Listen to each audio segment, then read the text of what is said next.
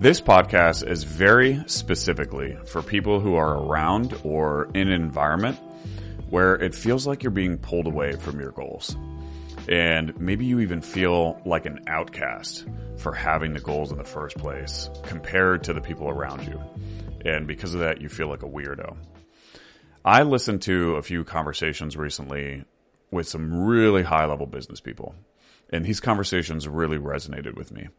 And they made me think about how many times growing up or even in my early adult life, I would talk about what it was that I wanted. I would talk about my goals, or maybe I even exhibited behaviors that would get me closer to my goals. And there were constantly people around me who would say things that would make me feel like a weirdo for even wanting the things that I wanted. And many times because of that, I just started verbalizing my goals less because I didn't want to feel like an outcast.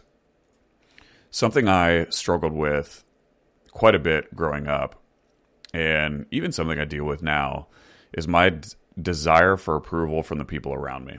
And growing up, that desire for approval was so high that I would change my behavior, sometimes to the extent where I would change even who I felt like I was, so that I could feel like I fit in. And as I was thinking about this, I thought that if even there was one of you who listened to this podcast who fit into that category, then this would be a valuable episode to make. Because I want to tell you precisely what I would tell my younger self. Never, ever dilute yourself. And there's only one set of dreams that can live. Either your dreams or the dreams of the people whose approval that you seek. So I want to tell you a few stories about me that illustrate this and give you some tactical things that you can do so that you can stay laser focused on your goals. So if you feel like you may be pulled in different directions from what it is that you want, this is going to be a good episode for you to listen to. First, if you're new here, my name is Ryan Rice. I'm a full-time real estate investor. I spent 14 years as a W-2 employee for a Fortune 30 company, and then I made the jump to entrepreneurship in my mid-30s, very late in life. And it's a much less traditional path. I share this journey with you in the event that it's helpful for your own journey. The job I held previous to doing real estate full-time was at Target. And I remember growing up in Target in my early years, I worked very hard. I worked a lot of hours. My second role, I even worked an overnight position, so I essentially gave up much of my social life for a couple years so that I could advance with the company, learn things, get better. And I was always on the path for the next role. And I remember I got a call one day about a development opportunity to go fly on a jet to visit stores with some of the senior leadership. And that's what Target would do. The territory of senior leadership was all across many states, and so they would essentially charter a private jet to go visit these stores. And one of the developmental rewards for up-and-coming leaders at the company was they would get to join a seat on a Target jet. So maybe there would be 8 or 9 people total, and they would fill maybe 2 to 3 of those seats for a developmental opportunity and get to spend time with some of the senior leadership and go visit stores. And I remember being so excited for this opportunity.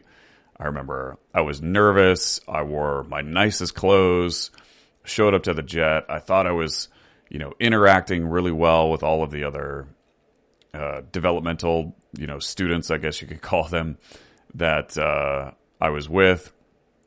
I made it a point to interact and communicate with the senior leadership. And then as we were visiting stores, each of us would kind of jut in and be able to showcase our leadership. And so we wrap up our day, and I remember feeling so good. I displayed a lot of energy, and I was very communicative. It felt like I was collaborative, and the day wrapped up and finished. Well, how these developmental days went, my boss was never a part of this day, right? I'm spending time with my boss's boss and other senior leadership. And so those that were there for a developmental opportunity would get feedback from the senior leadership, and it would come to the boss, and then we would take whatever feedback we get and continue to try to get better. And so I remember the next day I was very much anticipating a phone call from my boss because I knew he was going to give me feedback about the day. And I felt so good about it. I felt like I crushed it. I felt like I, again, just was energetic, enthusiastic. And my phone rings and it's my boss. And so I knew it was this call. So I pick it up excitedly. And I could instantly hear in my boss's tone of voice that it wasn't going to be a, congratulatory, you did amazing type of phone call. And essentially what he told me is that the people on the plane thought that overall I came across very intimidating.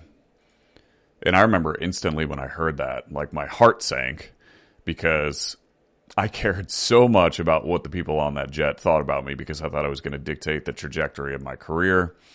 And when I heard that I came across less desirable than I had hoped, of course, all these thoughts instantly rush into my head. There goes my career. What the heck? I tried so hard to prep and be ready and know my stuff, and I articulated what I know. But because I articulated so much of what I knew, I came across intimidating to my peers. And looking back, it's kind of funny now that I remember the event with such descriptive detail because it was very impactful to me. That event was so crushing to me in the moment because I thought I had this opportunity and I was so excited because I thought I capitalized on it. And when I got this feedback, I kind of interpreted the feedback to mean that I squandered the opportunity. And it got to me so much that in combination with some of the other feedback I was getting from my boss, that I wanted to completely revamp my leadership, my communication, how I came across to other people. And my desire for their approval was so incredibly high that instead of like a normal person taking the feedback, figuring out, okay, how can I adjust and how can I move forward and just get better, I worked to completely alter how others perceive me in all sorts of scenarios, whether it was a similar scenario, visiting as a group, leading or communicating in front of my peers. And I think the reason why I remember this situation so vividly is it was probably the first time in my career where I switched my mentality away from winning being the goal, being the best at what I did, showing people what I've learned. And I shifted away from that towards a goal of pleasing the people around me. And so for me, it was this perfect juxtaposition of me wanting to be the best so badly that I knew me being perceived as the best would be really the approval from the leadership around me, that they would perceive me as the best. And I seek their approval so much that I veered away from I want to be the best type of mentality to the outcome of just trying to give them what it is that they wanted. And the thing there is, looking back on that scenario, I simply learned the wrong lesson.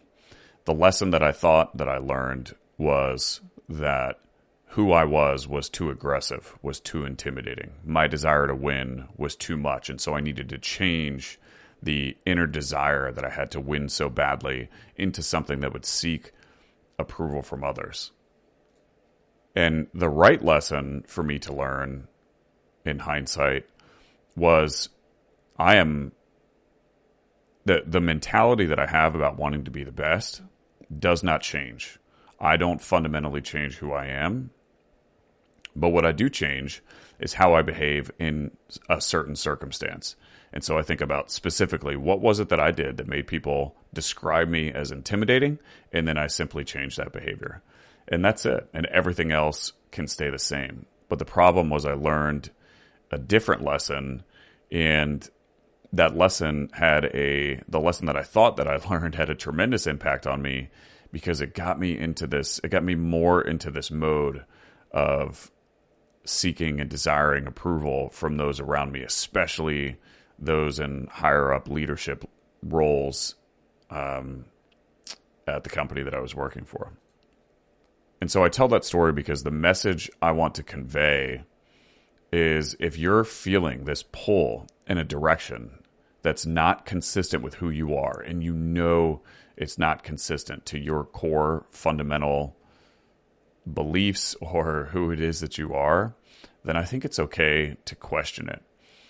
And maybe all that you need to do is question, okay, I am being described as this. I simply need to figure out what specific behaviors are happening, or am I executing on, that are making people describe me in this way?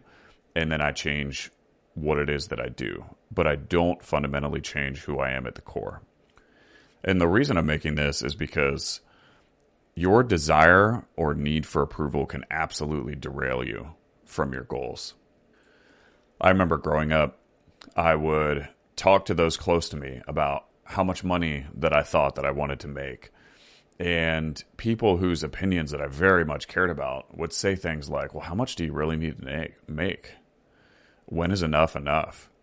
And these comments happened frequently enough that made me question what it was that I actually wanted.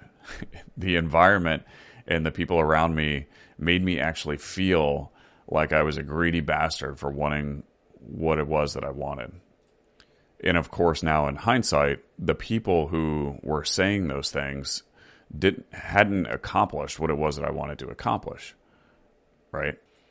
And I think it highlights the importance of your environment and the people who you spend time with and whose opinions that you care about. And the lesson that I learned there is the people whose opinions you should care about most are those who have what it is that you want. Because otherwise, if people don't have what you want and you're letting their opinions influence you, then they're only detracting you from your goals. And I think this concept of environment was something that very much affected me in my previous role. And when I say it affected me, I mean, how I thought about things was my fault. I want to be very clear. I take accountability for my, immense desire for approval, and I take accountability for allowing the people that were in my environment to influence my thoughts in a certain way. But in that world, everyone I hung out with in that world, they would talk about fancy cars. They would talk about expensive watches. And I eventually with that company, I did, move up to a role where we constantly flew around on private jets to visit different stores. And I remember on the jets, there would always be this one magazine about watches, and people would pull out the magazine and they'd go through and talk about these expensive watches. And I remember just always feeling out of place. They would talk about buying, these big expensive houses in these ritzy neighborhoods. And I just didn't really care. And something in hindsight that I realized that we never talked about were big ideas. We would always talk about other people or nice watches or whatever the case. And now what's so fascinating is the people who I love spending time with now, we're constantly talking about these massive ideas or what we can do to improve, how we can help each other improve and get to where it is that we want to go. And there was just none of that environment in my previous world. I think if I have to sum up in one sentence the environment changes I've gone from in my W-2 world to now as an entrepreneur, I went from a world of status and into a world of improvement. And honestly, one of the things I love about the times that we're in now is the ability to change your environment. You can change your environment by simply watching YouTube now, right? Your ability or our ability to spend time with people that have accomplished some of the things that we may want to accomplish, it's as simple as we can go to YouTube and we do a search. And it's amazing because any information or any possible mindset that we could ever want, it's all available at our fingertips. Now the hard part is deducing which of the content that's out there is content that we should be consuming, or which of the content that's out there is content that is going to move us closer to our goals.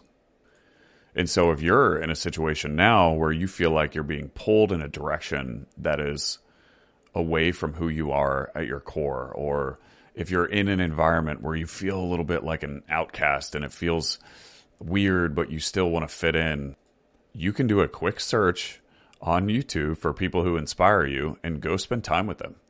It's amazing now, even podcasts. I mean, there are hours and hours and hours and hundreds of hours of conversations that you can go immerse yourself in that essentially will immediately put you in close proximity to people who are thinking in a manner that might align a little bit closer to who you are. And you might ask, well, Ryan, how do I know which of these conversations are going to be so impactful? And for me, what's been helpful is I just listen to a lot of the conversations. But then when I hear something, I'm like, holy shit, that's good. And I get this feeling like, wow, I resonate so much with what this person is saying. And I think when you feel that, that's when you know it's something that you're drawn to. And probably one of the more difficult things to deal with when you start to realize that your sense of approval is pulling you away from who you are at your core is that when you get who you are at your core back, when you get your true identity back, and you start to shun away this desire to approve people around you that you may care about, what's hard is you may have to cut off old friendships. There may be people that you've cared about in the past that maybe you regularly spent time with, and maybe you don't spend as much time with them anymore. And that can be really difficult in the beginning.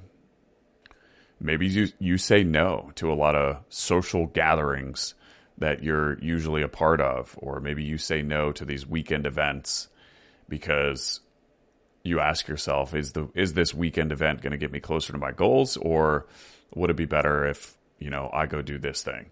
Is the fantasy football league and watching football in front of a TV all day on Sunday going to get me closer to my goals, or is me working on producing content for my business or going on seller appointments, is that actually going to move me closer to my goals? And that can be hard because when you stop the social activities in the near term, you get a lot of flack from the people that you were spending time with. Where, what are you doing? Come hang out. And you feel this pull in the direction, but you know at your core that you are moving in the actual direction of what it is that you want. And I've heard some describe this as a lonely feeling. For me, I don't know that it ever felt lonely, but the hardest thing for me was that I always cared so much about the approval of others that when I am changing my behavior, defining who I am at my core, it means, me being confident of who I am at my core means that I'm also confident who I am not. And there's such a juxtaposition there when I have a higher desire for approval from the people around me. And so I want to share some of the things with you that I've done that help me kind of curb this feeling for a desire for approval, and that help me constantly march in the direction of my goals. One thing I do now when I feel this pull in a direction, either away from my goals or even when I feel a desire from approval, I'll ask myself, does the person whose approval that I'm seeking espouse who it is that I want to be? Has this person achieved what it is that I want to achieve? And if the answer is no, then I know that this desire for approval is completely made up and there's nothing about their approval that I need. So for example, if I'm in communication with someone now, even if it's someone that I care about, and I hear someone say, well, when is enough enough? How much money do you really need to make? I think to myself, well, number one, does that person make the amount of money that I want to make? Likely not, if they're saying that. And does the person espouse who it is that I want to be 10 years from now? And if not, maybe I consider their opinion or my feeling of need for their approval is, I can feel comfortable completely abandoning a need for their approval. And so that North Star for me of, is this person espousing who it is that I want to be 10 years from now? And does the person have what I want? That is my North Star for allowing that person to influence my behavior or my thoughts. Another thing that I've done that's really helped me is I've gotten very clear on what it is that I want and why I want it. Crystal clear. And I just put out another episode on this. And so if you missed that, I think I titled it The 5 Must-Dos If You Don't Like Your Job or something like that. It's very recent. And what I talk about there is the process that I went through to get clear on what it is that I wanted, because I think I went through a very large portion of my life without that clarity. And me getting that clarity on what I want and why has been so incredibly helpful for me. And I would really, really encourage you to take those steps if you have not. But then the last thing I've done that's really helped me is I've changed my environment. I spend significantly less time around people who are not going to get me closer to where it is that I want to go. And I think before I was very gracious with my time. I would give my time to anyone that I, that would want to hang out or want to do things, or someone wanted to be social, because after all, I should be enjoying life, right? I should be going out on the weekends. I should be taking this trip because we should enjoy things. And now my frame of mind is I constantly just go back to my North Star. Is this weekend, whatever, going to get me closer to my goals? Is me going to this social activity going to get me closer to my goals? And if it's not, then I found this inner peace and just being okay with not being a part of it. And that doesn't mean that I still don't get shit for not being a part of those things, but it means that I accept the shit that I'm getting, because I know the other alternative is that I don't get closer to where it is that I want to go. And so I think one of the best things you can do if you feel like you're in an environment where you know down deep what you want, but that environment is not supporting what you want, then you have to change your environment. Maybe that means that you move. Maybe that means that you change your job. Maybe that means that you stop hanging out with certain people. Maybe it means you simply put more effort to finding people locally who have what it is that you want. That could be entrepreneurial seminars. It could be anything, but putting effort into going to seek out those people who desire what it is that you desire can be very helpful. And one thing I love doing that I don't have to, there's nothing I have to add to my calendar to do this, it doesn't consume any additional time, is I listen to really impressive people when I'm working out. And so every day from 60 to 90 minutes, I'm putting in some sort of physical workout. And I would say over the past 2 to 3 years, I've completely shut off music for the most part when I'm working out, and I'm listening to these people talk. And think about, if it's 60 to 90 minutes times 1,000 days, I mean, I have thousands and thousands of hours of high level business conversation that aligns with what it is that I want. And I have that all in my brain now. And it took zero additional time for me to go consume those thoughts and to be around those types of people. And so that's another thing I think you can do that can change your environment without having to take any additional time or additional effort. And that was actually difficult for me because I loved music, and it was a struggle for me to give up music to listen to podcasts. But I simply think that's another way that you can immediately change your environment without having to do anything, really. And so, in closing, if you are out there and you feel like you are in an environment that is pulling you away from the person that you are at your core, or if you feel like you're seeking approval from those that you feel like you really care about, but the people whose approval you seek are not helping you get closer to your goals, then I simply want you to hear this message. Never dilute yourself. I appreciate y'all. I hope you got some value out of that. If you did, send it to someone that you think may get some benefit. But I appreciate you guys listening. I'll see you in the next one. Bye.